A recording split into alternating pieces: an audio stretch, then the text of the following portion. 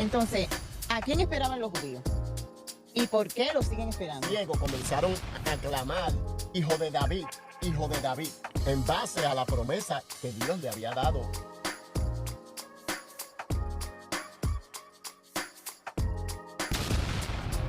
Hola, saludos, bienvenido a Esto No Es Un Cuento. Te saluda tu hermano y amigo, el pastor Braulio Núñez. Y la pastora Gloribel Manso. Te damos la bienvenida en este día, un miércoles más. Y seguimos, Gloribel, con el tema Jesucristo, un hombre común y corriente. Amén, amén. Y fíjate que la vez pasada hablamos sobre la pregunta que le hicieron los fariseos a Jesús, que con qué autoridad él hacía estas cosas.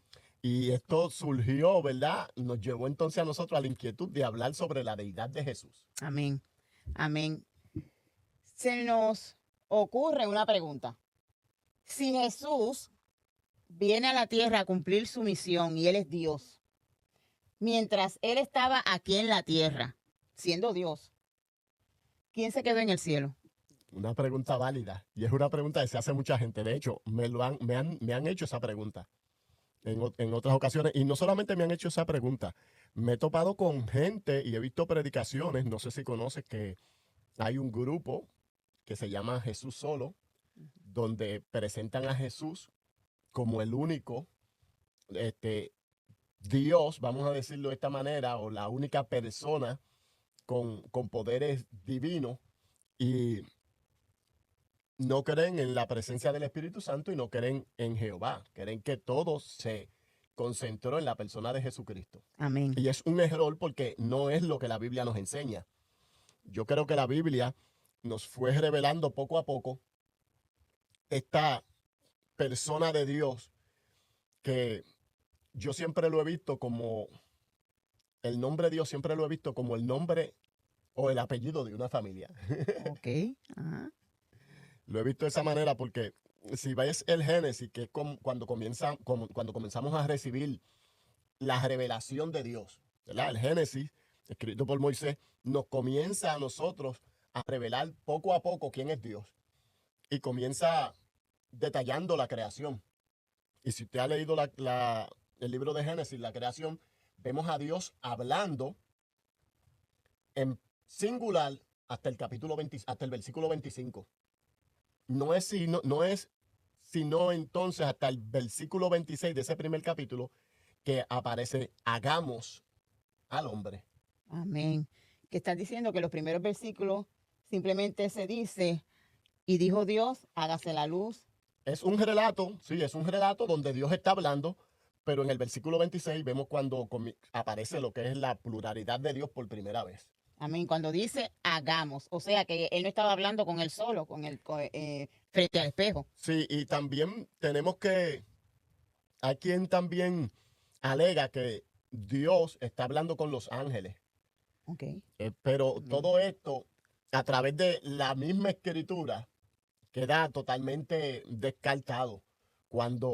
Porque si cogemos ese solo versículo y la Biblia nos diera solamente ese único versículo, pues yo podría decir que aquellos que alegan que Dios estaba hablando con ángeles tienen base suficiente, pero cuando tú estudias lo que es la Biblia en todo su contexto y todos los versos, ¿verdad? Que aparecen donde se nos muestra la Trinidad, entonces tenemos que descartar eso.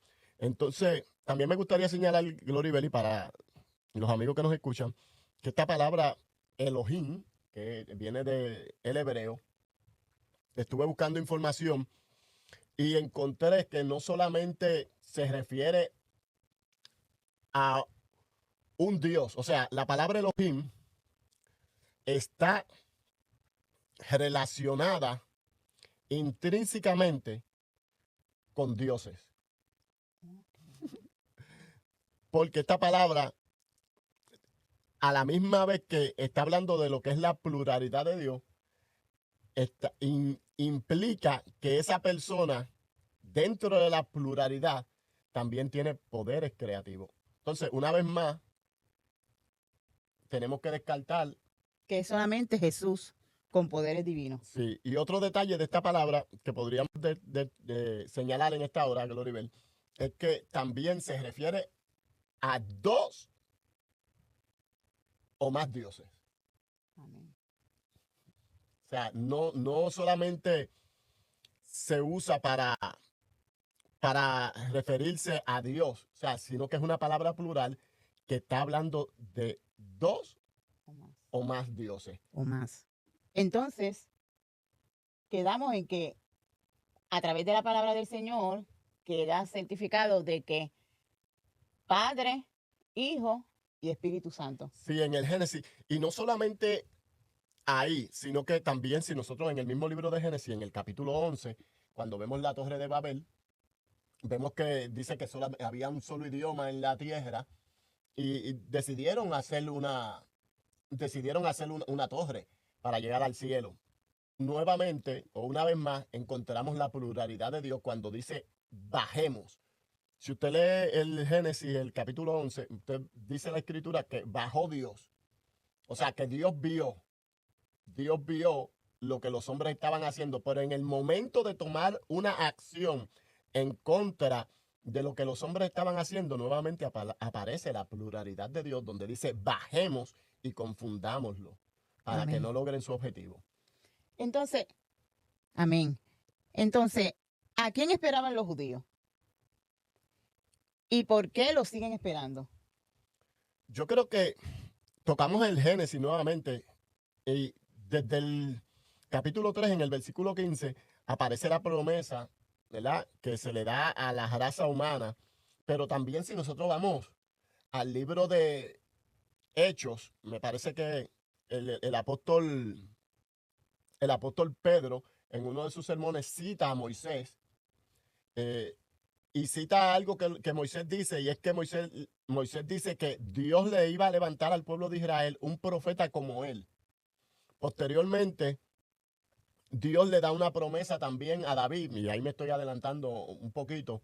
Dios le da una promesa a David donde le promete que uno de sus descendientes o que su descendencia se iba a sentar en el trono de Israel para siempre.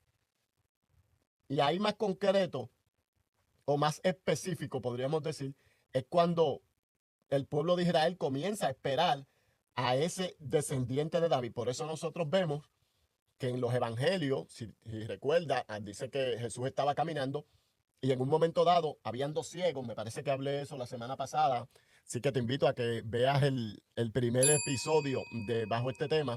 Y dice que estos dos ciegos comenzaron a clamar, hijo de David, hijo de David, en base a la promesa que Dios le había dado a David, ¿verdad?, para el pueblo de Israel, de que un descendiente de él se iba a sentar en el trono. Yo creo que ahí es donde más concreto el pueblo de Israel entiende lo que ya se está hablando desde el Génesis, porque yo particularmente no creo que el pueblo de Israel entendió lo del Génesis. Yo creo que vino a entender un poquito más la promesa que se le da entonces a David. Amén. Entonces, ellos estaban esperando ese libertador Sí. para que se iba a sentar en el trono De David. Y ahí es donde está la segunda parte de tu pregunta. ¿Por qué todavía lo están esperando? Y es que el pueblo de Israel siempre pensó, y todavía piensa, quiero hacer un paréntesis, hay judíos cristianos, Amén. que lo que conocemos como los mesiánicos, ¿verdad?, que ya aceptaron a Jesús. Pero cuando hablamos de los judíos, estamos hablando entonces de un término ya como nación. Siempre pensaron que Jesús iba a venir en una forma de guerrero que lo iba a libertar de sus enemigos y no de su propio enemigo, que eran ellos, que es ese enemigo que todos tenemos, no solamente el pueblo de Israel, porque todos nosotros tenemos un enemigo interno, y de ese enemigo interno fue que Jesús vino a libertarnos. Y por eso ellos, si nosotros vemos la escritura, nosotros encontramos en la escritura que aún en la entrada triunfal, cuando Jesús entra, que te manda a buscar el pollino, y Jesús entra a la ciudad de Jerusalén, nosotros vemos, dice que la multitud gritaba, porque esta multitud que estaba ahí también estaba esperando que Jesús iba de una manera, no sé, milagrosa o cómo se iba a sentar en el trono Y por eso al ver que cuando no se cumplen las expectativas de lo que ellos están esperando de parte de Jesús, en su crucifixión Jesús está solo. Solamente, bueno, su madre y el discípulo amado son los que aparecen porque todos los demás y las mujeres, ¿verdad? Eso es bien importante señalar. Porque todos sus discípulos, Pedro estaba mirando desde lejos y los demás, todo el mundo se escandalizó. Porque no entendieron. Y de hecho, muchos de los discípulos no entendieron el mensaje de Jesús. De ahí la discusión de los hijos de Zebedeo, que le dicen, cuando vengas en tu reino, haz que mis hijos se sienten a tu derecha y a la derecha y a tu izquierda. Porque todavía ellos estaban esperando un rey con una espada que viniese a libertarlo de sus opresores. Amén. Ahorita hablaste del ciego, Los ciegos, sí. de los ciegos. ¿Puede Jesucristo perdonar los pecados y sanar a los enfermos? La pregunta es buena. Sí, Jesús puede perdonar pecados y puede sanar. De hecho, hay una historia en el libro, me parece que es de Marcos, y se repite también en el libro de Mateo, donde dice que Jesús había predicado y dice que cuando termina de predicar en la barca, dice que sale y se mete a una casa. Y cuando está en la casa predicando, dice que se agolpó la gente, la multitud. Se agolpó en frente de la puerta y yo me imagino, me hago una visualización de cómo estaba eso, que no había espacio. Yo no sé si tú has estado en algún lugar así, que tú tratas de llegar y no puedes. Y dice que habían 4 hombres, dice la escritura, que tenían a un amigo, para mí es un amigo, porque era paralítico, y dice que se le ingeniaron y subieron al techo y abrieron el techo de la casa. Por lo regular, los techos de la casa, un poquito de ahí de historia, los techos de la casa para el tiempo de Jesús eran de paja. Y por lo regular las casas eran o de barro, o de piedra, o de madera. Pero esas eran las 3 formas. Y dice que se le ingeniaron y abrieron el techo de la casa y bajaron al paralítico. Cuando Jesús dice la historia que vio la fe de ellos, le dijo al paralítico, fíjate que vio la fe de ellos. Siempre me ha gustado esa parte que la Biblia señala. O sea que, y ahí hago un paréntesis, si tienes algún familiar que no tiene fe, Dios puede hacer un milagro por la fe tuya. Amén. Amén. Entonces dice que Jesús al ver al paralítico le dijo, tus pecados te son perdonados. Dice la historia bíblica que entonces los maestros de la ley que estaban allí comenzaron a murmurar y a pensar, lo que este hombre acaba de hacer es una blasfemia. Y Jesús dice en la historia bíblica que conociendo sus pensamientos, le dijo al paralítico, o le dijo a ellos, ¿qué es más fácil decir? ¿Tus pecados te son perdonados? O decir, toma tu lecho y anda. Entonces, dice la historia bíblica nuevamente que Jesús le dijo, pues para que sepas, o para que sepáis, que el Hijo del Hombre tiene poder en la tierra para perdonar pecados, le dijo al paralítico, toma tu lecho y anda. Mira qué lindo es el Señor. Amén. Tiene la autoridad para sanar, tiene la autoridad de sanar los pecados. Perdonar los pecados. Sí, tiene autoridad para perdonar pecados y para sanar los cuerpos. Amén. Amén. Y tú sabes lo interesante de esto, Gloribel, es que Jesús todavía sana. Qué lindo Dios. Jesús todavía sana. Y hay mucha gente, Gloribel, lamentablemente, que creen que las sanidades que Jesús efectuó se quedaron en el pasado. Amén. Y no creen que Jesús es capaz de sanar en este tiempo. Y yo creo que nosotros somos testigos oculares. Amén. Recuerda la vez que íbamos camino a la iglesia. Me gustaría que tú dieras ese testimonio para beneficio de los hermanos que están escuchando cuando Dios te sanó la boca. Amén, sí. ¿Se te olvidó? No, no se me ha olvidado. Sí, yo estaba con un sangrado en la boca luego de haberme hecho unos curetajes y pasó el tiempo y comenzó a salirme un absceso en la boca. Y fuimos al dentista y el médico me dijo, eso como único se va a corregir, ese absceso, es haciéndole cirugía. Y yo le dije al Señor, yo le dije, ok, y no lo cubrí el plan. No lo cubrí el plan. Yo recuerdo que yo le dije al Señor, no tengo el dinero para hacerme la operación, pero tú eres un Dios poderoso. Amén. Recuerdo que llegué un miércoles del trabajo y me dio como un malestar, como una fiebre. Y yo me recuesto, me acosté y ahí me quedé dormida. Tú llegaste del trabajo y todavía yo seguía acostada. Mamá me, mamá me levantó y me dijo, Gloribel, ¿te sientes bien? Y yo le dije, sí, me siento bien. Lo dejamos así. Eso fue un miércoles. Domingo, cuando voy de camino a la iglesia de nosotros en Loíza, oigo la voz, cogiendo la curvita, oigo la voz del Espíritu Santo al oído que me dice, Gloribel, abre la boca. Y yo me asusté. Abro la boca, me chequeo rápido por el espejo y comienzo a chequearme la boca. Ese absceso que yo tenía grande. Yo recuerdo que una parte que no dijiste es que la boca te estaba sangrando. Sí. Y íbamos un domingo cogiendo esas mismas curvitas Ajá. y recuerdo que Sí. empezaste a llorar, se te Ujú. salieron, estabas llorando pero triste. Y recuerdo que dijiste, Señor, si tú me sanaras. Ay, si tú me sanaras. Recuerdo que Sí. dijiste esa palabra, Señor, si tú me sanaras. Fue domingo, miércoles tuve ese suceso en casa, domingo vuelvo a la iglesia, Y ahí el Señor te el dice, Espíritu Santo me dice, abre la boca. Hermano, cuando yo abro la boca no había absceso, no tenía nada, nada. Llegó un momento de que tenía que ir al dentista.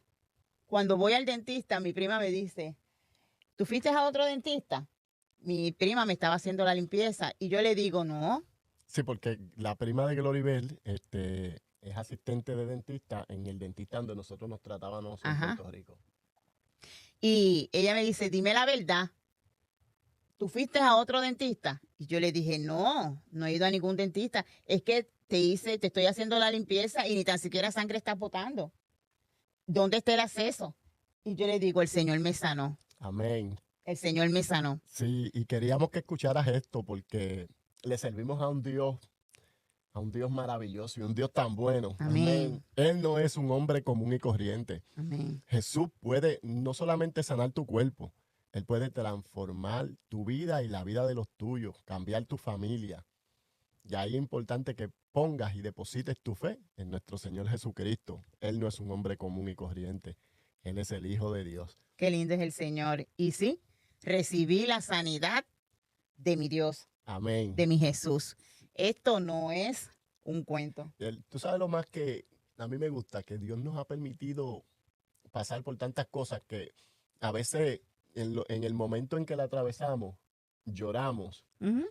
Pero ahora, cuando vemos por qué Dios a veces permite las lágrimas en nuestras vidas, entendemos que es que nuestras lágrimas de hoy van a ser el consuelo para otras vidas. Amén. Y déjame decirte que posiblemente puede que estés llorando, puede que estés triste, pero es que esas lágrimas tuyas van a ser el consuelo para otras vidas. Confía en el Señor, recibe la sanidad de ese Dios maravilloso. ¿Tienes alguna otra pregunta, Gloribel? Amén. Sí. La última pregunta es, ¿qué pasó el tercer día? Mira, ¿qué pasó al tercer día? A mí me encanta como lo trae Mateo, Gloribel, porque Mateo trae unos puntos bien interesantes y dice que después que pasó el día de reposo, los hombres estaban escondidos. A mí me gusta señalar esto y voy a hacer un paréntesis. A lo mejor hay quien salga corriendo. Yo defiendo mucho la predicación en la boca de las mujeres, porque en casos como este, cuando los hombres estaban escondidos, fueron las mujeres que fueron al sepulcro. Qué lindo es Dios. Amén. Y ahora hay hombres que le quieren decir a las mujeres que no pueden hablar. Ay, ay, ay. Bueno, pero ese no es el tema. Dice que las mujeres llegaron al sepulcro y allí se encontraron con la sorpresa de que el cuerpo de Jesús no estaba. Pero recibieron el mensaje del ángel. ¿Por qué buscáis al que vive entre los muertos. Qué lindo es el Señor. ¿Por qué buscáis al que vive entre los muertos? Así que al tercer día pasó que Jesús resucitó y la muerte no lo pudo retener, como él dijo. Jesús dijo que él daba su vida y él dijo que él mismo la tomaba de vuelta hacia atrás. Porque Jesús es parte de la Trinidad de Dios. Jesús es Dios. Dios te bendiga, Dios te guarde. Esto no es un cuento. Dios te bendiga. Hasta la próxima.